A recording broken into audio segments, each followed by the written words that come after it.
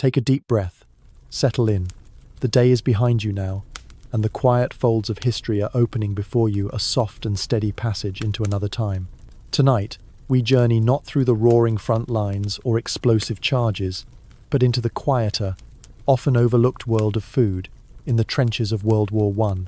In the early decades of the 20th century, the world was undergoing tectonic shifts. Empires clashed, alliances tangled, and young men, many barely more than boys, found themselves in the muddy veins of Europe, living lives of unimaginable endurance. But beneath the thunder of artillery, and amidst the static stalemate, there existed an oddly intimate reality: meals. Food, in all its humble forms, was a constant, a source of comfort, complaint, and a tether to normalcy. This story isn't about generals and treaties. It's about biscuits gone hard as bricks, stews stirred with bayonets, and the strange, silent rituals of mealtime beneath a grey and smoking sky. Let your mind drift. Now, as we step gently into that world, the mud is thick, the air tinged with dampness, and the faint metallic trace of rust. A low hum of distant shellfire trembles on the edge of hearing, but for now, we focus not on the battle, but on the bread. Imagine yourself as a soldier in 1916, nestled into a dugout carved from the cold clay of northern France. The wooden beams creak faintly above your head, and outside, the trenches curl like veins through the fields, battered and churned by months of rain and shelling. You've just come off a shift at the firing step, and now it's time to eat.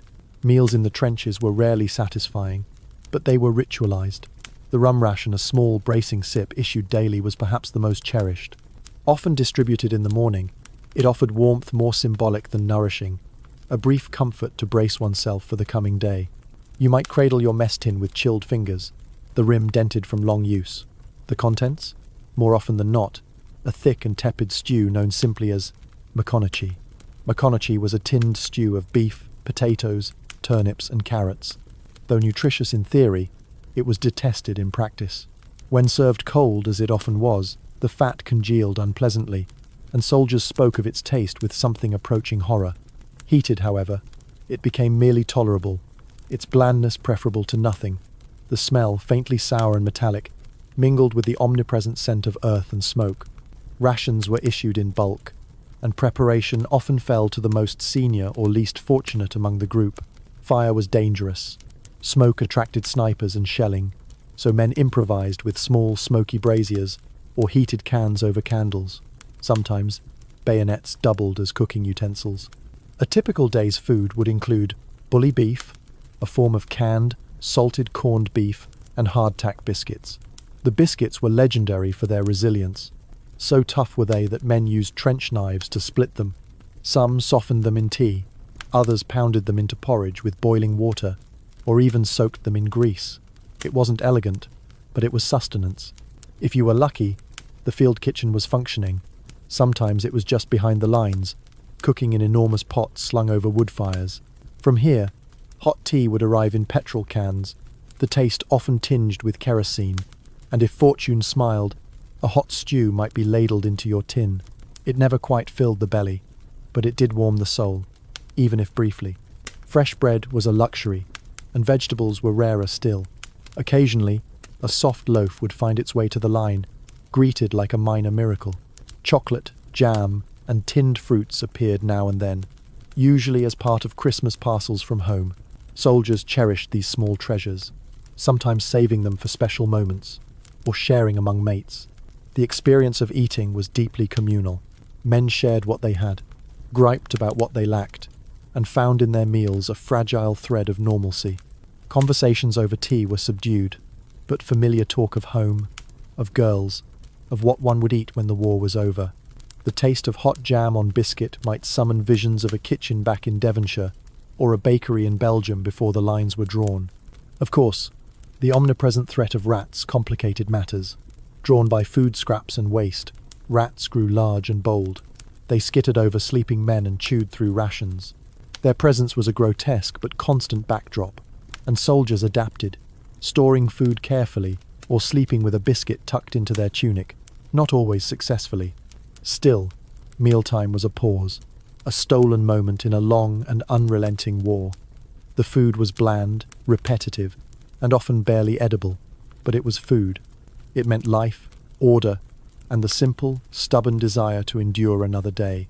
And so, with bellies partially full and the last sip of tea warming the throat, the men would wipe their mess tins, light a final cigarette if they had one, and return once more to the line. Let us now turn quietly toward the lives of the men behind these meals, those who wrote about them, joked about them, and in rare cases, even tried to improve them. If you were to leaf through the pages of 100 different diaries from World War I, you'd find a curious consistency. Amid reflections on fear, comradeship, and the aching silence after shellfire, there is one topic that appears again and again: food. Or more often, the lack thereof, the predictability of it, the dryness, the salt, the sheer monotony, but also, in rare moments, delight. Private Frederick Messenger, writing to his sister in late 1915, described with solemn wit the day he received a fruitcake from home. It arrived mostly intact, despite the mud, he wrote. We shared it out with careful ceremony.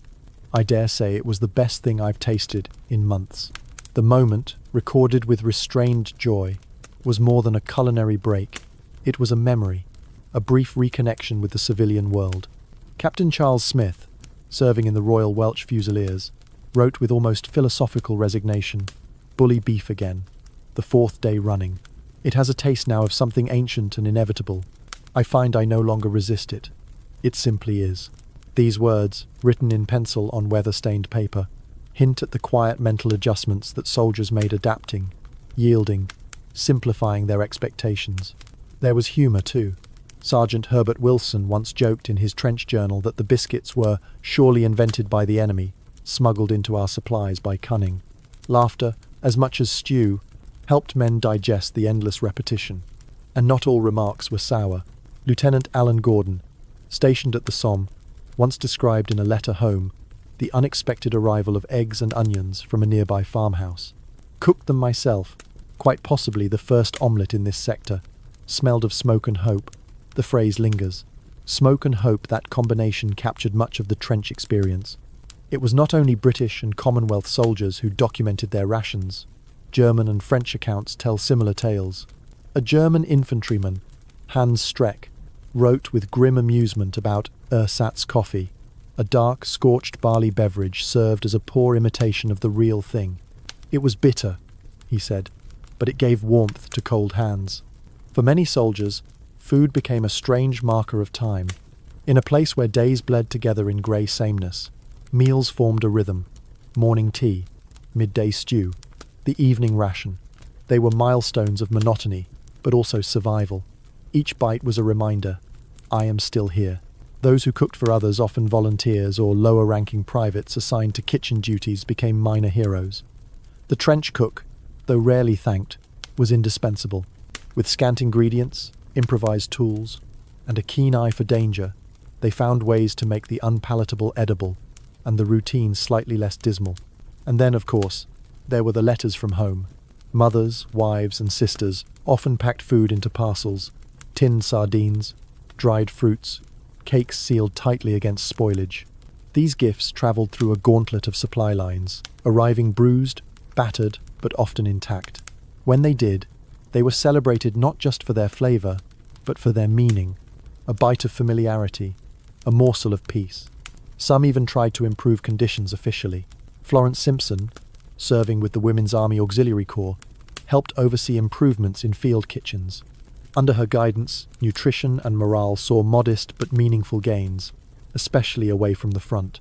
Food, then, was more than sustenance. It was memory, humour, resentment, and kindness, all stewed together into the strange reality of war. Through the pens of those who lived it, we glimpse not only what they ate, but how they endured. Let us now shift softly from written recollection to the quiet whispers of archaeology, to the unearthed remnants of wartime meals buried in time. The war may have ended over a century ago, but beneath the soil of Flanders, the Somme, and Verdun, the earth still holds its memories. Time moves slowly underground, and the mud, thick, binding, and surprisingly preservative, has cradled countless fragments of life at war. Among them, the quiet testimonies of food.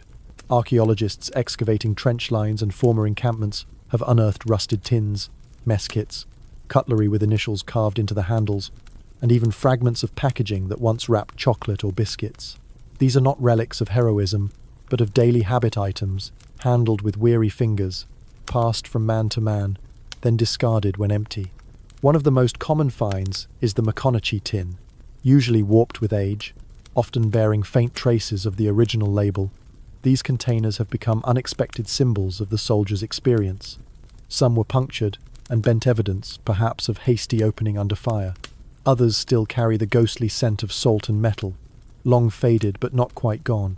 In a dig near Ypres, researchers uncovered a small pile of hardtack biscuits, astonishingly preserved. They were as firm as the day they were issued, testament to their indestructibility. One had a soldier's name scratched into its surface with a pin, perhaps a moment of board graffiti, or a last-minute identifier, in case the biscuit was stolen or shared. From the German side of the lines, excavations have revealed ceramic beer bottles, often reused to store water, soup, or a mixture of ersatz coffee. Their smooth glass surfaces have held up better than most other artifacts, and the embossed names of breweries still peek through the dirt, like whispers of peacetime industry. Cutlery and enamel cups, chipped and blackened by fire, offer further clues. Many were marked with regimental stamps or scratched initials, a small assertion of ownership in a world where possessions were few and precious. A spoon, after all, might travel with a soldier for months. To lose it was to risk going hungry. Occasionally, discoveries are unexpectedly intimate. A can of condensed milk, unopened and sealed, was found buried beside a collapsed dugout. It likely belonged to a soldier who never returned to retrieve it. Another dig turned up a carefully wrapped bundle of tea leaves, stored in a folded oilcloth pouch, protected from dampness, a soldier's small luxury, buried with care. These fragments allow us to reconstruct not only diets but emotions. The presence of a sugar cube tucked inside a matchbox, or the half-melted remains of a chocolate bar, suggests yearning, comfort, perhaps even celebration. Something sweet to mark a birthday, or the arrival of mail from home. In the chalky soils of the Somme, French archaeologists uncovered a portable stove, fashioned from a salvaged shell casing. Ingenious and compact, it bore traces of soot, and beside it, a makeshift grill fashioned from wire. One can almost picture it, a soldier crouched nearby, coaxing heat from a modest flame, preparing a simple stew under the veiled stars. Even latrine pits have their tales to tell. In these deposits, unpleasant, yet revealing, archaeologists find discarded food packaging, bones from shared meals, and remnants of meals long gone. Cow bones, fish tins, pea shells, a catalogue of rations consumed and forgotten. What's most striking about these finds is their humility. They are not medals or weapons, but the quiet ghosts of daily life. In a war often described in terms of overwhelming destruction, these small domestic echoes remind us of the ordinary men who endured it, their routines, their coping strategies, their mealtime rituals preserved not in pages or memory, but in the soil. And so, the story of trench food is not just a culinary one, it is archaeological. The past lives quietly beneath our feet, wrapped in rust and earth, waiting to be heard. Now, let us rise gently from the mud and turn our gaze toward those whose meals were not drawn from ration tins, but from porcelain plates, the elite and the home front, far removed from the trenches but nonetheless shaped by war. While the men in the trenches broke their biscuits with bayonets and drank tea laced with petrol fumes, life and food carried on in different forms elsewhere. From the higher ranks of the military to the drawing rooms of Edwardian homes, the war brought change, but not always hardship. In the officers' mess, the menu was notably distinct. Though still subject to supply constraints and proximity to the front, officers often had access to better provisions. Many brought their own supplies, tins of sardines in olive oil, bottles of port, even fine cheeses mailed from home. Mess stewards prepared meals with care, setting folding tables with linen and silver when possible, even amidst the shell-scarred countryside. These meals were not extravagant, but they were civilized deliberately so. Officers saw mealtime as a bastion of order, a ritual that maintained morale and social distinction. A roast might be prepared in an improvised oven, or a pie made from salvaged vegetables and tinned meat. Tea was served at regular intervals, often poured into china cups brought from England. The contrast with the common soldier's diet was stark, not only in content, but in ceremony. Where privates huddled around mess tins in the mud, officers dined by candlelight in sandbagged dugouts, discussing strategy over wine. Yet beyond the trenches entirely, food was shifting in the households of Britain, France, and Germany. On the home front, especially in cities, rationing and shortages grew slowly but steadily. Meat became scarcer, sugar dearer, and wheat was eventually restricted. Governments urged citizens to cultivate gardens, to dig for victory, even before that slogan gained fame in the Second World War. Cookbooks of the period began to reflect these adjustments. Wartime recipes substituted oats for flour, marrow for apples, and offal for prime cuts. One pamphlet from 1917 suggested stretching a stew with stale bread soaked in gravy, and advised housewives to save dripping from roasts for frying. Nothing, it seemed, was to be wasted. Still, those with means could continue to enjoy rich meals.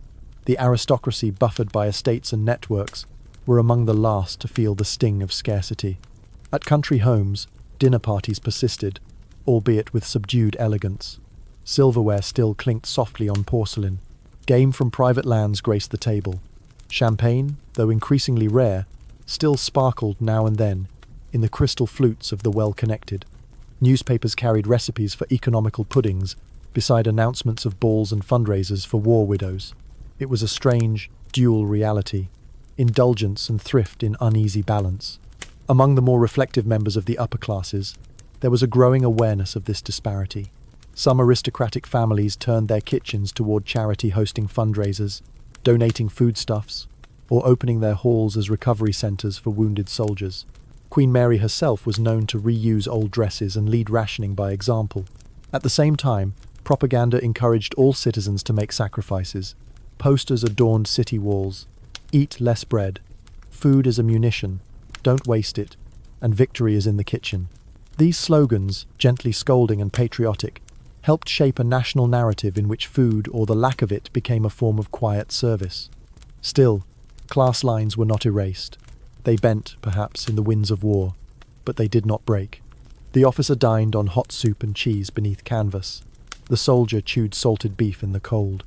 The factory worker's supper was a boiled potato and onion. The merchant's, a beef Wellington with a modest glass of port. And yet, in both places, trench and townhouse food remained a symbol, a reminder of identity, of belonging, of the life one had before, and the future one hoped to see again. Let us now turn from class and kitchens to the great machinery behind it, all the vast logistical web that fed millions across a broken continent. Beneath the clash of nations and the thunder of artillery lay an enormous, intricate, and often invisible operation, the feeding of millions. Armies do not move on courage alone. They move on calories, predictable, processed, and painstakingly delivered calories. In World War I, military logistics reached an unprecedented scale. The British Army alone had over 5 million men to feed. Add the French, German, Austro-Hungarian, Russian, and later American forces, and the scale becomes almost incomprehensible. It was one of the largest organized feeding operations in human history. Every tin of beef, every bag of flour, and every tea ration began its journey far from the front. In Britain, warehouses in Southampton and Liverpool brimmed with supplies. Ships crossed the Channel daily, bearing tons of goods in their holds vulnerable to submarine attacks, stormy seas, and bureaucratic delay. Once ashore in France, goods travelled by train to massive distribution depots, and from there to field supply dumps. Only then did they begin the final leg of the journey, by cart, by truck, or on the shoulders of soldiers, into the trench lines. The journey of a biscuit from warehouse to war zone could stretch hundreds of miles and several weeks, and it was a fragile system. A single broken link, a flooded rail line, a misplaced manifest, a shell-struck convoy could mean empty bellies at the front. The Quartermaster Corps managed this vast undertaking with a quiet tenacity. They coordinated not only food but the fuel, utensils, pots, and even the firewood required to cook it. Their work, unglamorous and largely unnoticed, was vital. Without them, no strategy could succeed, no battle be fought. To ensure nutritional needs were met, at least in theory, armies developed standardized rations.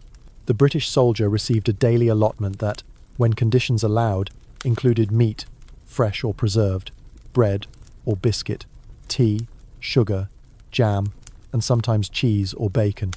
Each item was measured, accounted for, and recorded. In practice, the ration was often incomplete. Fresh bread spoiled quickly, cheese was scarce. Meat, when it arrived, was usually tinned.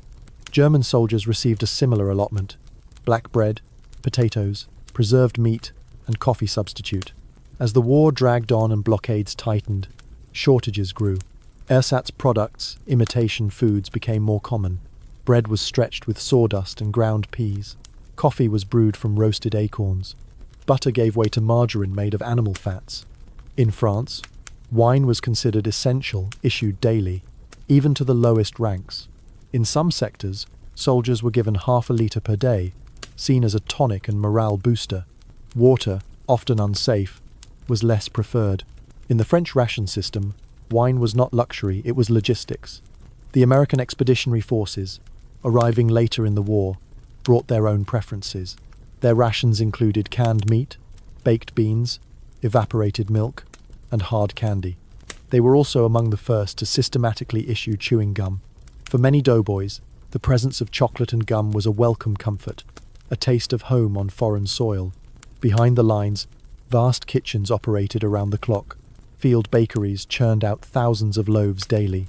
Slaughterhouses processed livestock brought in by rail. Enormous vats simmered soups and stews. Smoke drifted across staging areas, mingling with the sounds of marching feet and distant thunder. And yet, for all the planning, hunger was never far.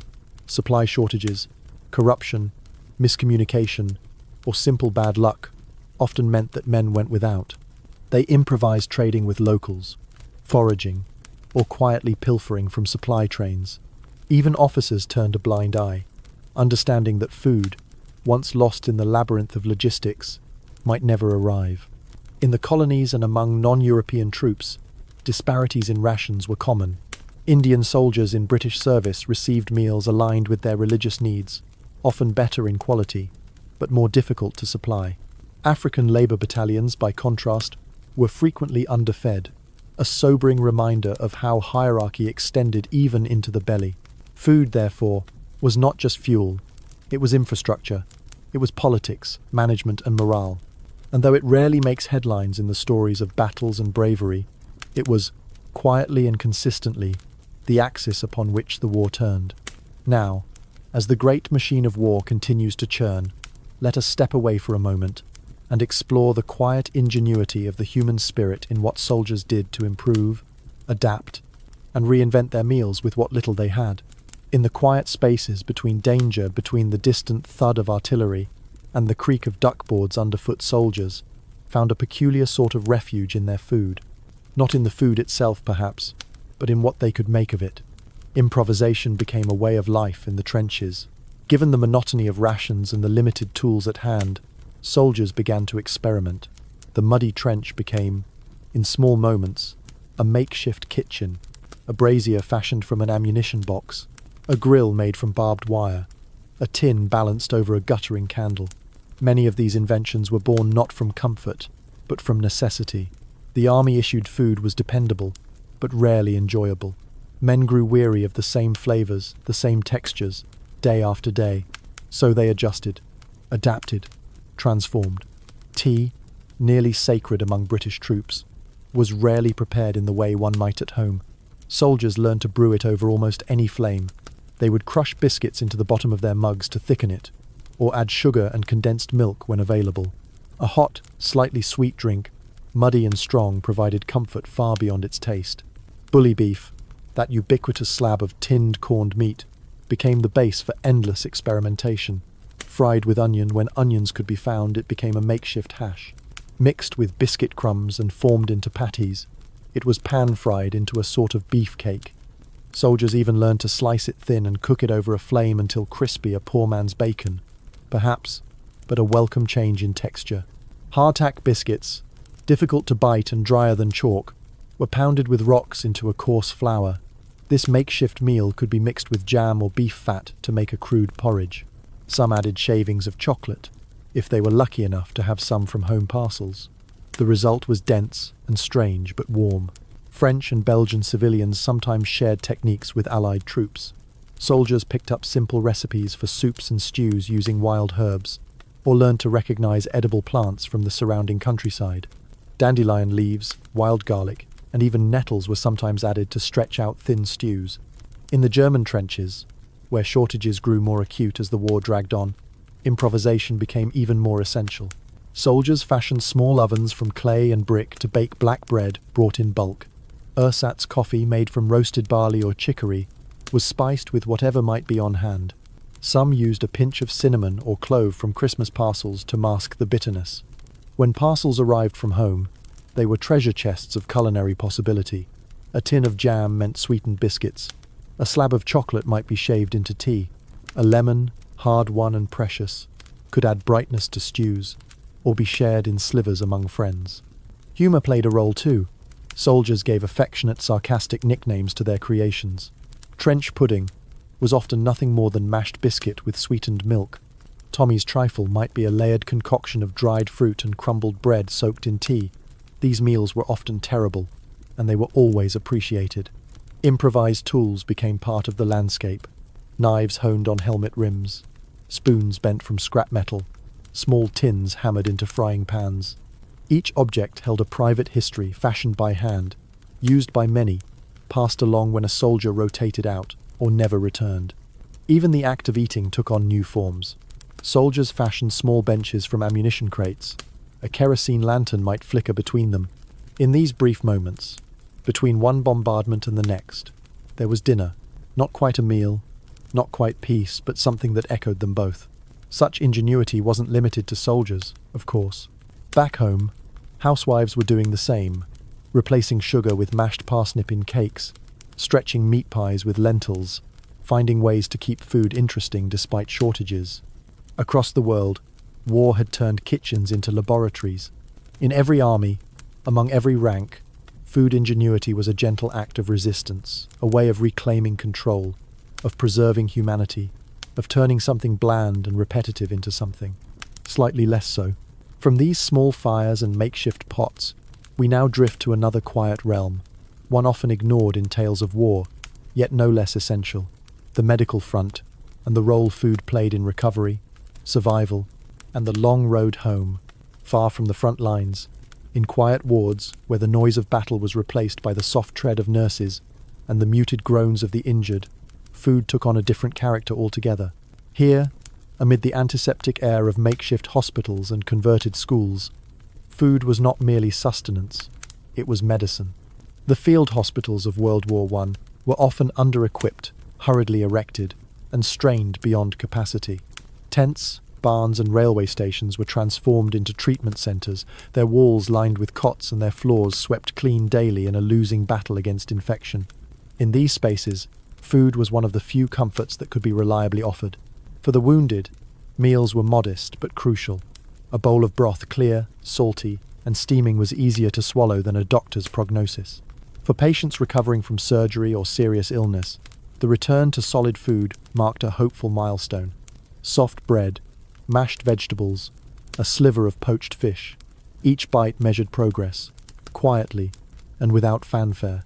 Dietary needs were adjusted to the condition of the patient.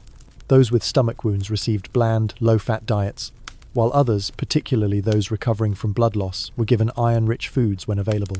Liver, dark greens and lentils made appearances, though supply often dictated the ideal more than the prescription. In base hospitals located away from the front, conditions improved. Kitchens were staffed by trained cooks and volunteers, many of them women from local communities or sent through auxiliary organizations. Here, efforts were made to restore appetite as well as health. Meals were served on trays, tea was poured into real cups, and occasionally a biscuit would be accompanied by a small pat of butter. Convalescent homes, particularly in Britain and France, took special care to nourish not just the body, but the spirit. Patients were offered stews enriched with herbs, simple puddings, and stewed fruit. Meals were sometimes accompanied by quiet music from a piano in the corner, or light conversation among recovering men. The Red Cross played a vital role in provisioning hospital kitchens. Donations of food came from rural communities, churches, and schools. Children raised funds for tinned peaches and baked goods. Farmers contributed fresh eggs and milk when they could. The care behind the parcels mattered as much as their contents. One nurse at a Belgian hospital, writing in her journal, described the joy of serving tea to a soldier who had been unconscious for days. He opened his eyes, she wrote, and the first thing he asked for was tea. I steeped the leaves as slowly as I dared. He drank, and then he slept, the right kind of sleep. Food also marked moments of joy. On birthdays and holidays, extra efforts were made. A slice of cake here, a bit of chocolate there. These were rare luxuries in war, and they were remembered. A Canadian orderly once recounted that a wounded sergeant wept when served custard on Christmas Day, not from pain, but from the memory it stirred. Even the act of preparing food became therapeutic. Light duties in hospital kitchens were assigned to recovering men, a way to engage the mind and body without strain. Peeling potatoes, washing dishes, slicing loaves. These motions, rhythmic and quiet, offered a sense of purpose in the long, uncertain weeks of healing. Psychological wounds were harder to treat. Shell shock, as it was then known, often left men withdrawn, anxious, unable to sleep or eat. Here, food became one of the few anchors to normalcy. A familiar taste, a warm mug, a routine meal served at a set time. These were small, stabilizing forces in a fractured inner world. In some hospitals, recipe booklets were created for patients preparing to return home. Simple, affordable meals that could be made in small kitchens, even with rationing in place. It was a way of reintroducing soldiers to civilian rhythms, of preparing them not just for departure, but for living again. Thus, food in wartime hospitals was more than recovery. It was restoration, not only of strength, but of memory, of identity, and of quiet dignity. A hot cup of broth beside a pale hand, a spoon raised with trembling fingers, the slow return of appetite, and with it, the will to face the world again. Let us now take one final step before the close of our journey, to explore the echoes of trench food in memory, in culture, and in the meals that followed the silence of armistice. And so, we return from the trenches, not with drums or banners, but with a quiet understanding of what it meant to eat among the mud and the wire, to share warmth through a cup of tea or a slice of bread, to find in food a whisper of comfort amid the vast and grinding machinery of war. You have walked alongside soldiers not through the clang of arms, but through their daily rituals. You have tasted the flat blandness of bully beef, heard the crack of hardtack beneath a weary boot, and felt the small triumph of turning a tin of rations into something resembling a meal. In these moments, the past feels close, not heroic, not romantic, but deeply human. We have seen how food became a thread, weaving together the lives of men in the trenches, officers in the mess, nurses in the wards, and families far from the front. It was never enough, and rarely ideal, but it was shared, and in that sharing, there was strength. History often remembers war through dates and battles, treaties and leaders, but there is another kind of history, quieter, slower, steeped in steam and salt. It is the history of daily life, of spoons and stews and stories passed over meals, the kind of history that lives not on monuments, but in mess tins, in tea-stained letters, in the soft rustle of ration paper, folded and unfolded with cold fingers. And as you lie back now, your eyes growing heavier, your breath deep and even, consider this. Amid all the chaos and clamour, what endured was not just the will to fight, but the will to share.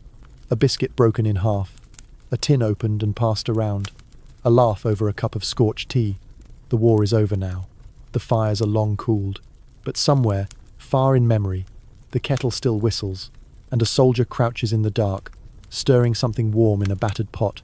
Sleep now, gently. Let the steam drift upward and carry you into rest.